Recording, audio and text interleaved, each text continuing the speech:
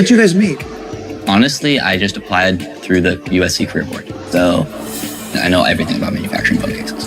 I found the suppliers. I mean, I actually generate the most revenue. You do? Yeah. And I think that Matt is really overconfident with a lot of his business knowledge and thinking that he knows what's right always. For a couple of years. Thank you. All right, let's go look at the financials. What do you say? Sounds good. All right. All right, so this is our cash flow estimation.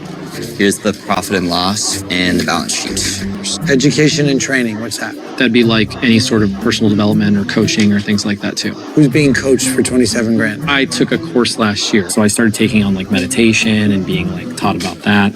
So it really Why changed would my the life. business pay for that? I mean, there's so many personal expenses in here. Your personal expenses? Matt's He's personal talking about expenses. mine because I wasn't paying myself salary. So In 66,000, it's a $93,000 loss. yeah, How are you funding that loss? We are not funding it. It is going unfunded. but that's not the track we're on.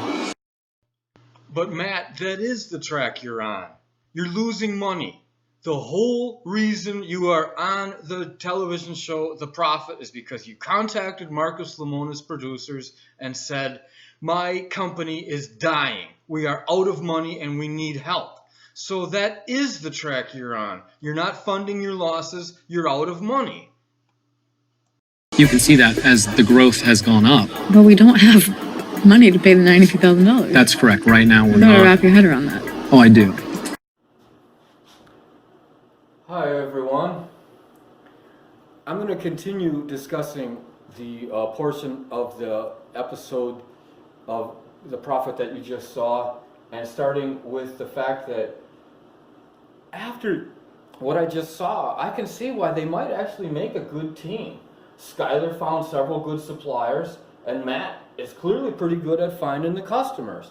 Skylar finds the suppliers, Matt finds the customers. That's important. Both are really easy to get wrong, and a lot of my inventors and clients have difficulty with one or both of these. I'm going to throw in a quick principle, a guiding principle that I've seen having given business guidance to clients for 22 years.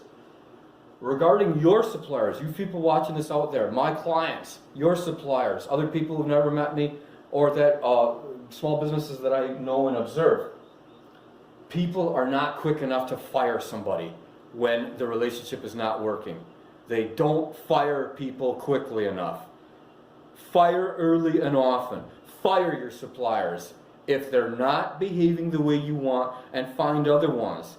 And if it turns out sometimes it's your own fault, get better at communicating with your suppliers and making it clear what you want from them. This is something my clients are exceptionally bad at, and they need to get better.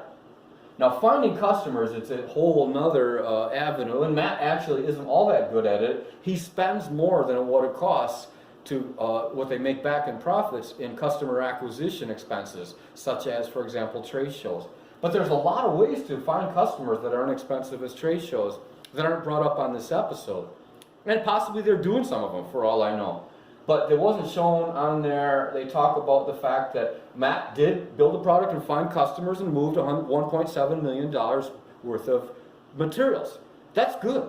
Now the problem is that his expenses were higher than that 1.7.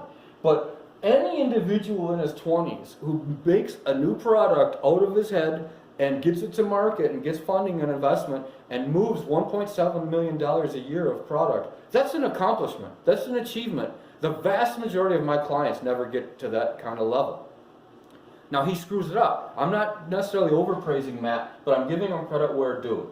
And I also want to let you folks know, this two aspects of these two guys with their two very different personalities, this could be a real nice balance. Now it's not. We're going to find out that everything is just going to go all kafooey in this business. And you already know that. Don't watch my YouTube channel and this particular YouTube playlist if you don't want to have the episode spoiled, because I spoil everything. All of my episode playlists, I spoil all endings of all movies, TV shows, and books that I discuss. So I wanted to let you know, though, that Skylar being able to find suppliers, that's an important, valuable skill. And those of my clients that are good at that, I respect that. I like seeing that. And I have a lot of clients struggling with finding suppliers. And in particular, here is a big one that ends up in court a lot. finding someone to provide their web services, internet, website, and cloud storage suppliers. There is a lot of commercial litigation at the state court level in this area, and it's preventable. What was my point though? That the individuals I see really struggle, and they allow themselves to be pushed around, and they don't effectively communicate with their suppliers, particularly who's doing their website, and they allow the website to be held hostage, that they don't even have the passwords to take it over if something happened to that supplier or if they fired them. That's a bad way to do business. It's preventable, it's overcomable, and there are several good structured contractual ways that you can make it so if you need to take back your site, you can take it back. But people don't.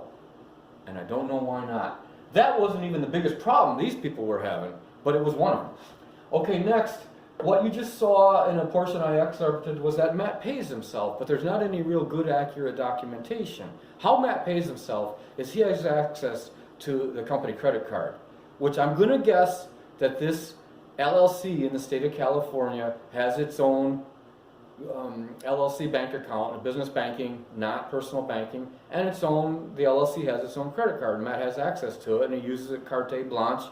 Back when the days before he had employees, other members in his LLC, and he could just willy-nilly just go in any direction he wanted without any real concern for violating anybody else's rights. That was at one time how he ran the company. But the problem is he's forgetting that it's changed now. Basically what he's doing is just spending what was going to be his father-in-law's money, and he's pissing it away.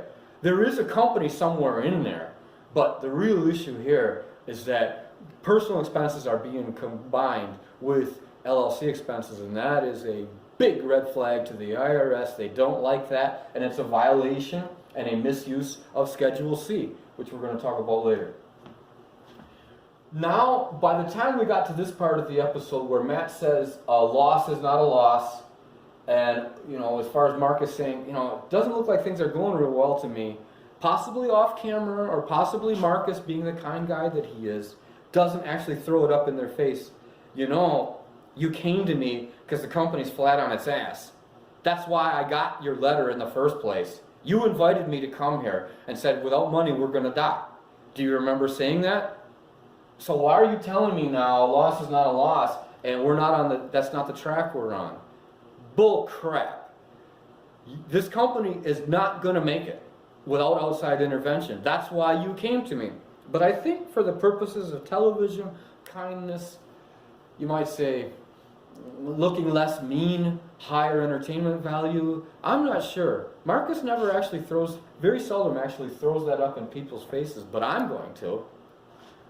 Anytime Matt says a loss is not a loss, yes it is. What language are you speaking? Second, he might be saying these paper losses that we are showing are not in fact actual realizable losses under accounting terms or something, but he never said that. And he does not reflect to me a guy who has a real good understanding of accounting principles, certainly not tax principles. If you came to Marcus, you were in trouble in the first place.